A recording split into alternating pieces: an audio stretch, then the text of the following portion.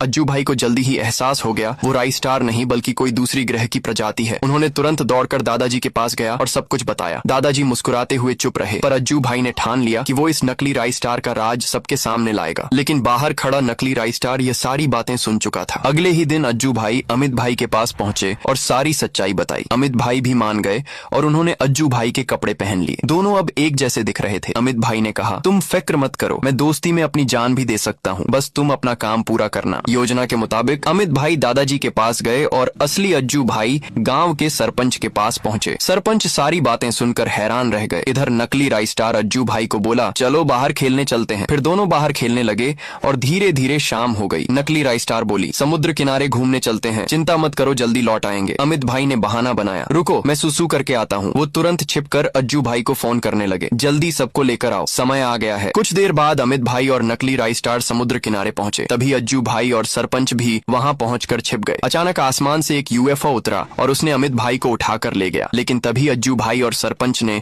उस नकली राई स्टार को पकड़ लिया और अगले सुबह उसे पेड़ पे बांध दिया। सरपंच ने सख्ती से कहा, जल्दी गांव के सारे बच्चों को वापस कर, नहीं तो तुझे जला दूंगा। पहले तो वो एलियन चुप रहा, लेकिन जैसे ही आग दिखाई गई वो डर कर रोने लगा और अपनी जान की भीख मांगने लगा। मजबूर होकर फोन बूथ ऑन किया और अंदर जाकर उसने यूएफओ को कॉल किया और बच्चों को वापस लाने का आदेश दिया। कुछ ही देर में 2 यूएफओ लौटे और उन्होंने सारे अपहृत बच्चों को सुरक्षित छोड़ दिया। हर परिवार अपना बच्चे से मिलकर खुशी से रो पड़े। इसके बाद एलियन अपना असली रूप में आया और यूएफओ में बैठकर हमेशा के लिए लौट गया। पूरा गांव राहत की सांस लेने लगा। अज्जू भाई और अमित भाई की दोस्ती और साहस की चर्चा पूरे गांव में फैल गई।